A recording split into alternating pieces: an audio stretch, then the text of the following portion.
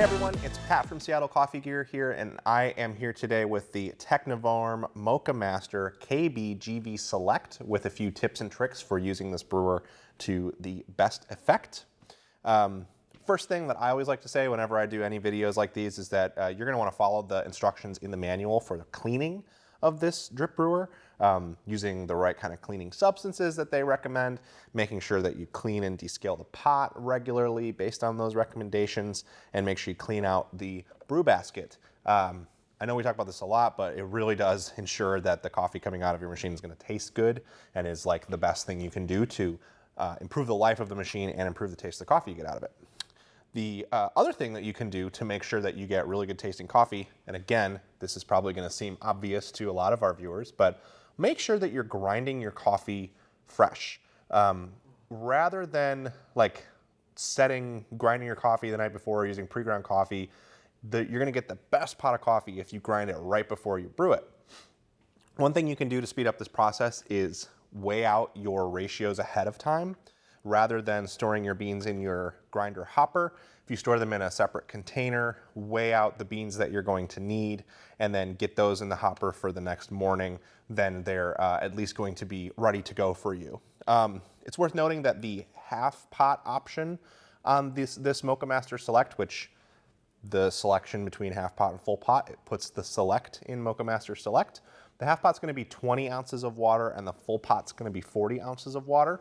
So with a little bit of math, you can do that 1:16 coffee to water ratio and get the right amount of grounds for your pot. We really do recommend trying to use a weight-based system for dosing your grounds too. It's really helpful and it ensures better accuracy than just using tablespoons. So a couple other things to note. This spray wand is going to be friction fit, so you can pull it off. That is going to give you the ability to adjust it a little bit using the manual as a guide to make sure that you're getting good flow through all of the holes in the spray arm. As you might know, there's a little lever switch down here that's going to control the flow of water out of the brew basket. So you can kind of pull the pot off while it's brewing and it won't just keep pouring a bunch of water down onto the heating element or the warming plate. One thing that is really great for this is at the end of your brewing process, you can actually, if you've got the grounds and they're still a little bit like damp and a little bit drippy, you can take the basket out and that lever is going to stop water from dripping onto the floor or your counter where you go to clean out the brew basket. So I really like that, worth keeping in mind.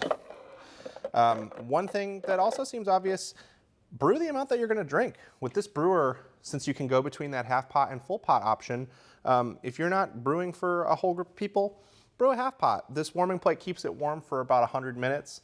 There is an auto shutoff, so if you're not going to drink what's in the pot in 100 minutes, maybe brew a little bit less, so that way you can just make another pot and have fresh tasting coffee when you are ready for another round.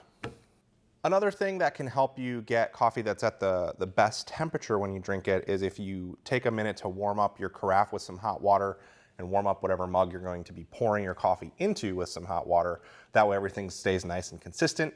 Moccamasters brew at a really hot temperature that is still within the right range for coffee, so you're going to get really nice hot coffee out of these brewers, but it helps with temperature retention as you go from taking the pot off of the warming plate and the coffee hitting the air as it goes into your cup if each of your vessels is warmed up.